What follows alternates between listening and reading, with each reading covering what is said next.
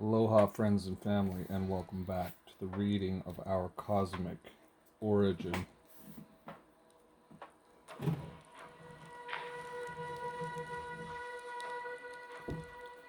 This interbreeding created a whole new royal bloodline, providing the grounds for polarity integration.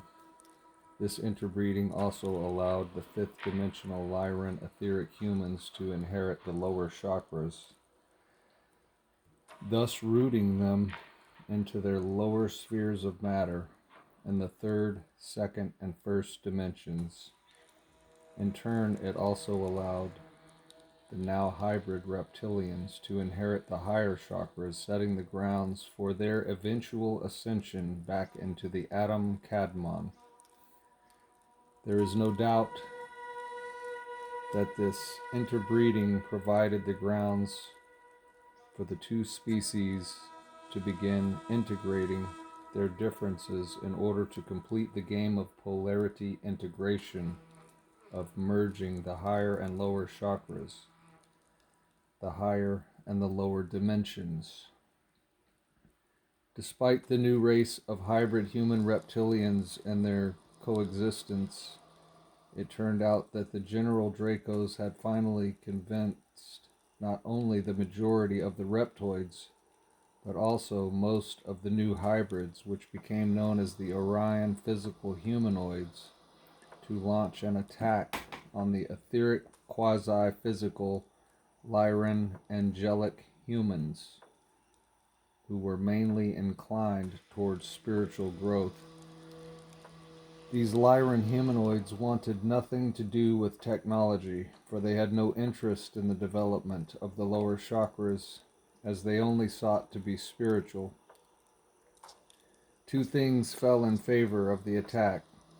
One was that the non-hybrid Lyrans were not embracing the technologically driven mentality of the new hybrids, Orion humanoids and reptoids. At the same time, the Lyran humans had another planet by the name of Avalon in the same solar system that they colonized, and the reptilians, brainwashed by their Draco leaders, were beginning to think that the Lyran humanoids were eventually planning to not only populate the Lyra constellation, but the entire galaxy. This was in direct violation of the Draconian creation myth, because according to their myth, it is the reptoids who were to populate our entire galaxy. So what started off as a wave of rumors ended up becoming the first galactic war of our galaxy, taking place in the system of the Lyre, Lyre. According to Anu, the process that led to the very first galactic war in our galaxy between the Lyran celestial humanoids and Dracon reptilians was gradual and swift. The now convinced reptilians, under the direction of General Dracos, sowed seeds of discord and hatred as they managed to infiltrate the Lyran humanoid colony. First, they infiltrated the royal house of Avon through their new human half-breeds, who were claiming to be the new royalty. After the interbreeding of Draconian royalty with Lyran royalty, there was a split in the spiritual Lyran humanoid family.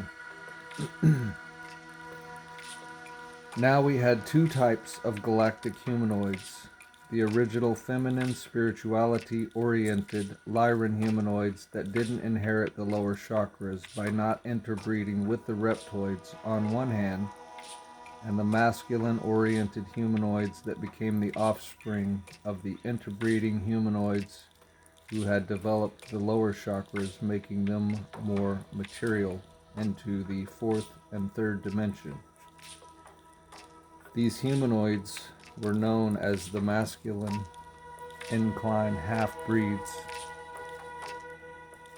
These humanoids were known as the masculine-inclined half-breeds, who eventually only geared towards technological development at the expense of their spiritual growth under the influence of their reptilian allies. Then we are also the fourth branch of humanoids that were also hybrids, becoming the House of Ananda, who successfully integrated their lower chakras while maintaining their spirituality and loyalty to our Creator.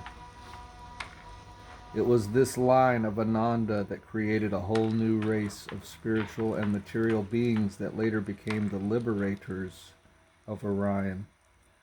And the Draco enslaved the rest of the Orion humanoid population. This shows that the tactics of infiltration were first set into motion millions of years ago by the Draco reptilians to overtake the first humanoid colony and hence the galaxy. Apparently, the masculine-inclined humanoids and their reptoid allies had begun to insinuate conflict against the more spiritually oriented humanoids that again were mainly geared towards spiritual development and anti-technology. It wasn't long before a full war broke out. What began as a civil war between those that wanted to preserve the royal house of Avon and those who wanted to replace it with the house of Aln turned out into a war that devastated and completely destroyed the original home planet of the Lyran humanoids. However, if the Draconians succeeded in establishing their creed, then Avalon would become an empire. This was in direct opposition to what the House of Avon, the lion, had established. Eventually, the feminine, spiritually inclined humanoids, under the guidance of the celestial hierarchy, in an attempt to preserve their home planet, launched a preemptive strike against the reptilians and their new masculine-oriented humanoid allies who had apparently joined sides in pursuit of the Draconian creed. It's only obvious that the Draconian were only using their new masculine-oriented humanoid allies to destroy the feminine-inclined spiritual Lyran humanoids. The ultimate and underlying goal for the Dracos of the Royal House of Aln was to destroy all humanoid populations in our Milky Way galaxy. The first Lyran humanoids survived the war, but their first home planet, Avion, was destroyed, as neither species came out victorious. As polarity integration failed, in what Anu refers to as the first Earth Grand Experiment. According to Jalila Starr of the Restored Nibirian Council, the first Earth Grand Experiment in what began the great galactic battle between man and dragon. After this conflict, the feminine, spiritually inclined humanoids resorted back into their etheric vehicles. Of course, the celestial hierarchy decided this, since they always control the outcome of all situations. However, in the aftermath of the First Galactic War, the Lyran humanoids became known as the Etherian Syrians and never got a chance to inherit their lower chakras. They ended up residing as an etheric civilization in what became known as Sirius C, as revealed in the Restored Nibirian Council. According to this revelation, Sirius A, along with Sirius C, was colonized, as Sirius B became a planetary system that was used as a galactic storage for the forces of light. In fact, our Earth scientists have recently confirmed the trinary star systems of Sirius, utilizing modern-day technology, as the brightest stars in our galaxy. On the other hand, the masculine-inclined humanoids that completely leaned towards the other extreme had inherited lower chakras and therefore were able to stay connected with the lower dimensions, preserving their fourth and third dimensional physical form, however losing their connection to the light.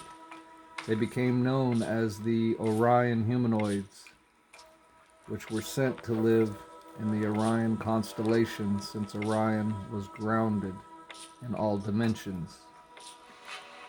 This outcome enabled them to now live with and coexist in the fourth and third dimensions of Orion, along with the reptilians that apparently had already resided there.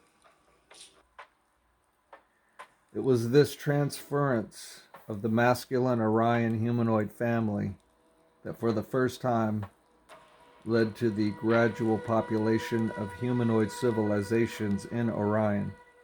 However, the House of Aln, the draconian royalty who believe Orion was theirs, didn't wait long before the masculine Orion humanoids were forced into slavery, as decreed in their draconian protocol. It was then that the physical fourth and third density Orion humanoid family experienced slavery for the first time in our galaxy. Fortunately, though some of the Orion physical humanoids were led and protected by descendants of the House of Ananda, who remain loyal to the spiritual ways of life while integrating the lower chakras.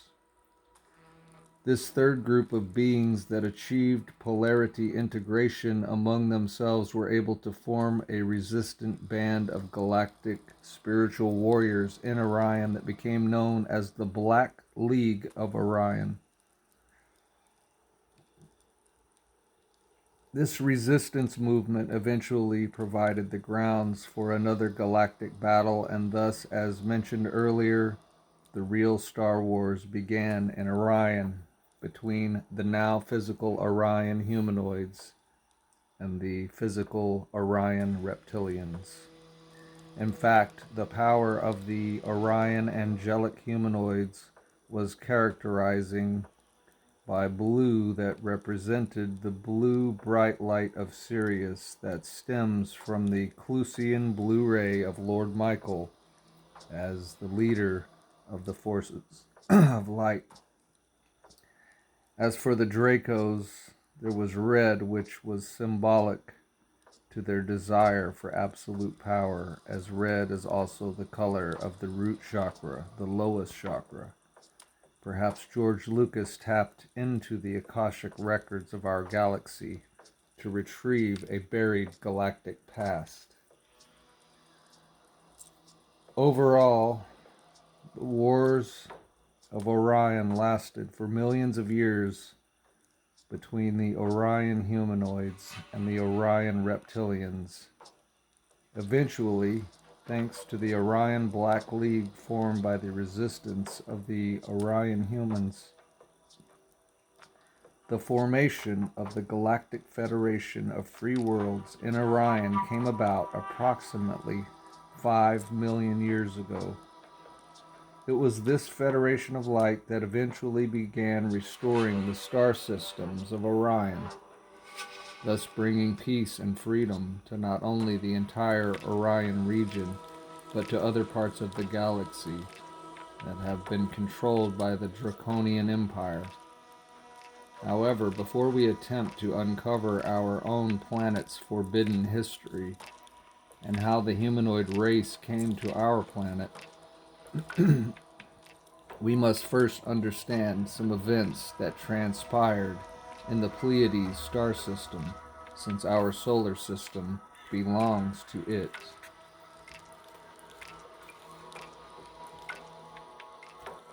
Chapter 9. Our connection to the Pleiades, a brief history of our galaxy, Part 3. According to higher sources, the fourth group of Lyran galactic humanoids that fought bravely in honor of the light by integrating both the higher chakras and the lower chakras inherited the Pleiadian star systems for their permanent home. From the beginning, the Pleiades became the haven for the House of Avon, which was ruled by the direct descendants of Lord Michael. This information is verifiable in the ancient records of all ancient traditions, and when the halls of records open in Egypt underneath the Sphinx, all our universal history will be revealed in detail and confirmed. For starters, the higher intelligence has confirmed that Alcyon is the central sun star of the entire Pleiades, and since we are part of its system, it is our local central sun in which our solar system revolves around in a revolution of 25,650 years or so. Alcyon transmits a universal light force, light and energy from the great central sun of our galaxy, and operates like a giant storehouse of galactic records for our sector of the galaxy. In turn, the Pleiades is also intimately connected to the trinary Sirius star systems, and both star systems revolve around our galactic hub together, representing the branch of our descending angelic humanoid family, as our solar system is also and most important part of the Pleiadian Sirian arm of the galaxy. Now, since all three systems are in different positions in reference to the galactic center, it takes them all slightly different years to make a complete revolution around our galactic hub. Although the average number, as calculated by our new science, is a 225 million year cycle, of course based on the revolution of our solar system around the great central hub of our galaxy. So for the record, Sirius, the Pleiades, and our solar system are part of the same swirling arm in our galaxy. As the story goes, there were 7 Pleiadian star systems in the early age of our galaxy. However, after the Battle of Lyra, the star system that contained the original Avion, or original planet, of the descending angelic humanoid family, had been thwarted outside of its original circuit or orbit from Lyra, and luckily it was caught by the Pleiades' central sun, Alcyon. This was a smart move by the forces of light, otherwise the reptilians would have captured this planet long ago. For the record, our sun, as supported by all esoteric literature, is known as Helios and Vesta, and is the 8th missing star system orbiting around Alcyon in cycles of 25,000 years. Other Pleiadian star systems like Ceola, Tegeta, Electra, Maya, Merope, and Atlas orbit around Alcyon in shorter cycles. It so happens that our solar system is furthest from the central sun of the Pleiades, and that is the reason why it experiences longer durations in darkness than in light. However, since our Earth is vital to the Pleiades, then what happens on Earth reflects on all 7 star systems, and according to research, our solar system has completed 52 revolutions of 25,650-year cycles around Alcyone. It is now ready to be settled in light forever. That is why many Pleiadians have come from the future to help the Earth ascend in these days in order to prevent tyranny and darkness from spreading into the other 7 star systems and eventually the galaxy. These Pleiadian time travelers are known as timeline healers. Also, on a different note, our planet is the most precious planet in our entire galaxy, for it contains all the seeds of all life forms that no other planet could match. Other inhabited planets recognize this diverse biological storehouse known as the Earth. Other star systems marvel at the great variety of life forms which exist in our planet. In fact, it was revealed by the Pleiadian, I'm not sure what that word really is, but I'm just going to say Pleiadian, revealed by a Pleiadian by the name of Barbara Hand Clow, that our Earth contains all the biological life codes that will be seeding our entire galaxy upon her ascension, since less than 20% of our galaxy has thus far been colonized by intelligent life forms. The reason less than 20% of our galaxy has not been colonized is that in the beginning stage of our galactic war between the sons of light and angelic creation of the Adam Cadmon race and the sons of darkness, the reptilian race, in an effort to preserve our Milky Way galaxy, the forces of light narrowed the galactic war down to a single planetary affair here in our current world. Upon the Earth's ascension, however, the stage will be set to begin the colonization process of our entire galaxy. This means that our star system, being the last orbiting star system of the Pleiades, is about to become restored by the Federation of Free Worlds. This validates the fact that our planet is about to meet the celestial host of heaven, and this corresponds with all ancient traditions regarding the coming of the angels.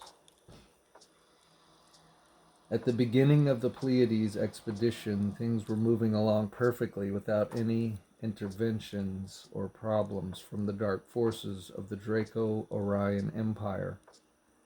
However, the spiritually feminine inclined angelic humanoids began once again only inclining towards spiritual ascension without integrating the lower chakras, and since the plan of the universe called for polarity integration, something needed to happen, as viewed from a higher perspective.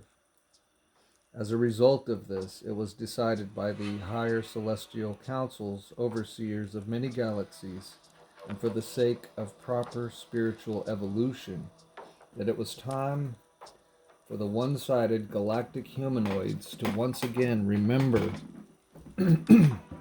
about integrating their lower chakras, which were initially represented by their reptilian counterpart, at that point orchestrated by the celestial hierarchy operating from the center of our galaxy's central sun.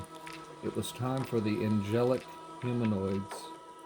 humans, to once again be faced with the Draco-Reptilians from Lower Orion and the Alpha Draconic and Sigma Draconic systems. According to the higher intelligence, this confrontation facilitated another opportunity for polarity integration as our Creator at the highest level decreed. This necessary adjustment meant that the great divine plan calls for the integration of spirit and matter, higher dimensions with lower dimensions. To further elaborate this concept, this means that the creation of the Adama, physical, organic man, would not have come into fruition in the material spheres as it is in heaven, where spiritual Adamic man is.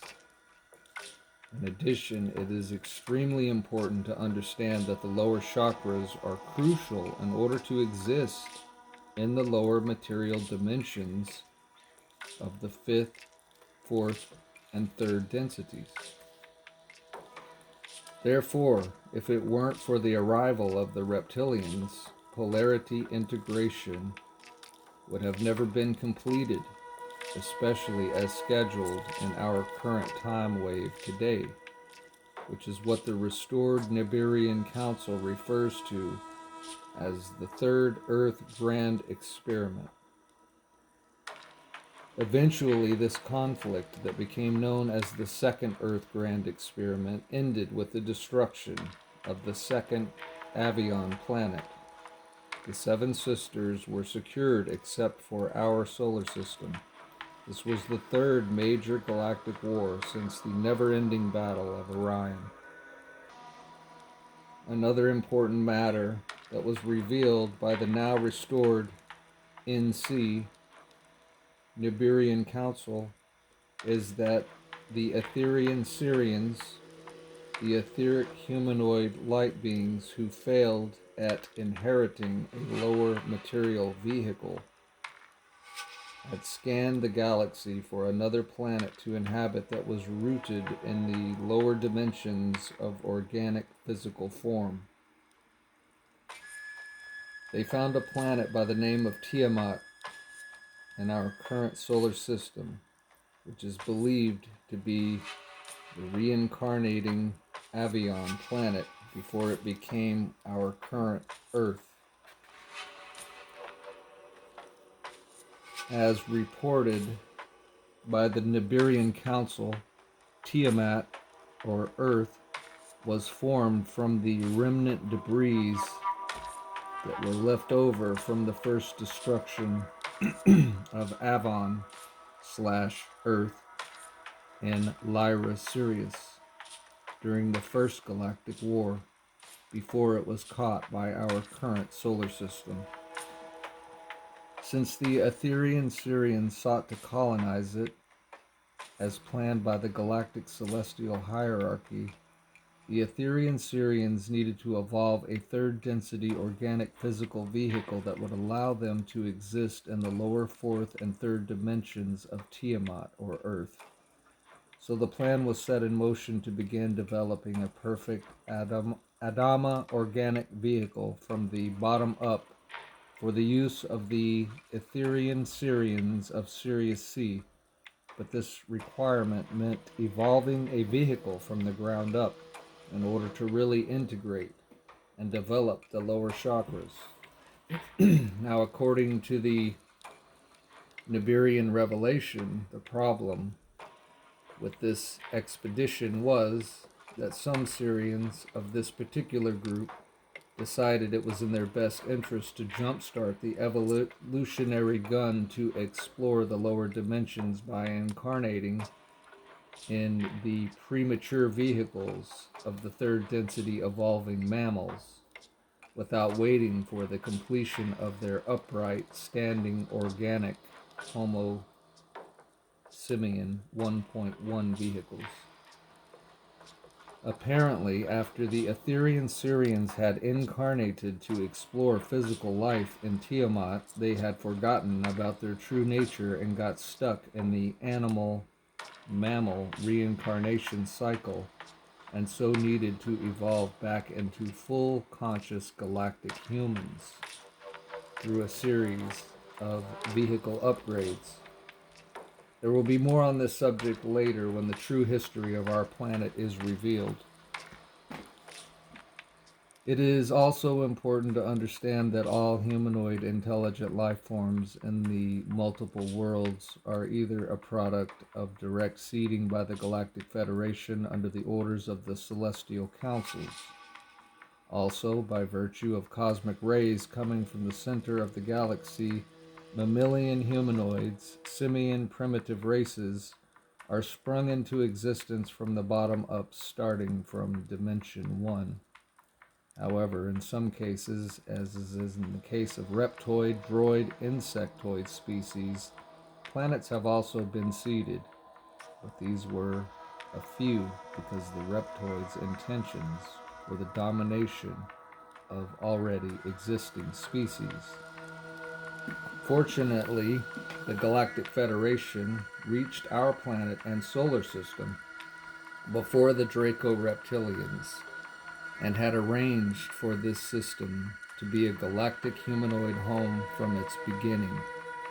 In fact, many researchers believe that our Earth is intimately connected to the Sirius star system, providing further proof that Earth was named Tiamat millions of years ago. Apparently, Tiamat, Earth, resembled in appearance the original home planet Avon and Lyra, since it was formed from a chunk of the original planet. So it came to pass that Tiamat, or Earth, became colonized by the descending angelic humanoids from the Pleiades and the etheric non-physical light beings from Sirius A. This was a perfect colony, as beings from different parts of the galaxy that were aligned with light and life also arrived, including some scientists scouting reptilians, who eventually settled there as a result of the rich mineral, animal, and plant life that existed in Tiamat, Earth. Luckily, a coexistence in Tiamat, Earth was made possible because the celestial humanoids that came from the Pleiades, with the help of the higher non-incarnated Etherian Syrians, collectively created another glorious civilization that became geared towards its spiritual development while integrating the lower chakras. Apparently, the reptilians that had arrived were scouting patrols, scientists, and explorers who were scanning other star systems for life forms, and they found it here in Tiamat, Earth. When this happened, the celestial hierarchy beamed much love and light to them to once again create harmony between the arriving reptilians and the already settled celestial humanoids from the Pleiades, Sirius, Alpha Centauri, Orion, and various other free star systems. Little by little, the few reptilians that arrived eventually had multiplied to millions, and even their offspring lived in harmony with the humanoids from the systems of light for a few hundred years. Initially, as reported by the NC, the arriving reptilians got along well with the galactic humanoids, introducing their knowledge of superior technology to them. This was another repeated pattern if we recall the First Galactic War in the Lyran system. Perhaps the celestial hierarchy from the higher dimensions also orchestrated this situation to integrate both the spiritually inclined humanoids and the technologically inclined reptilians, thus bringing the galactic wars to an end. However, the word of this peaceful coexistence traveled fast throughout the galactic grapevine, eventually reaching the homeworld of the Draco reptilians in the Draco star system. The reptoids immediately sent out their patrols, working for the Draconian Empire to convince the reptilians and Earth that living in harmony with the humanoids went in direct violation of their Draconian protocol. Eventually, the Dracos managed, through infiltration, a process that is reptilian in nature, to gradually convince the reptilian leaders of Earth to secretly plot the destruction of the descending celestial humanoids. As galactic history repeated itself, the Draco-Reptilians from the Draco system had convinced most of the reptilians who managed to live in harmony for the most part to launch a preemptive strike against the galactic humans and the cetaceans, or dolphin people, that also cohabited on land in Tiamat. The Celestial Hierarchy and the Galactic Federation foresaw this plot. As a result, immediately the galactic humanoids, cetaceans, and a few reptilians that disagreed with Draco Protocol were safely transferred out of Tiamat Earth by a galactic ship known as Pegasus to safety on another star system. Some went back to the Pleiades, while others went to other star systems that had already been settled within the Galactic Federation of Free Worlds. The result of this transfer resulted in the complete destruction of Tiamat Earth by the Galactic Federation's battle planet Nibiru, who was under the command of Anu in those days. Anu revealed that the order to destroy the reptilian civilization in Tiamat came directly from the High Command of Sirius. According to Anu, Nibiru blew up Tiamat by imploding the power generators at the center of the planet, destroying nearly 98% of all reptilian life forms except for the 2% that sided with the humans and cetaceans. In the aftermath of Tiamat's destruction, the upper half of Tiamat became the asteroid belt, also known as the Hammered Bracelet, as translated in the risen Sumerian clay tablets. The other half eventually evolved back into a planet that became the new and current Earth in which we live. This fact confirms that planets are beings like you and me, who also reincarnate, as there is no end to their spirit. The embodiments of the material universe are obviously reflected throughout all its levels, and is a vehicle of growth for the great spirit of the cosmos that all indigenous traditions refer to as the One. We are all micro versions of the one macro omnivorous central universe, reflecting its entire splendor within ourselves. Nonetheless, the opening of the halls of records, which corresponds to the revelation of the Akashic records, our entire galactic and universal history will be revealed. This ends a brief revelation of our forgotten galactic past, for an entire history in detail would take up a whole third-dimensional library.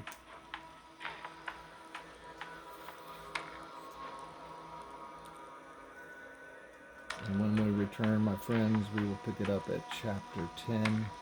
The real history of Earth is far more than a few thousand years.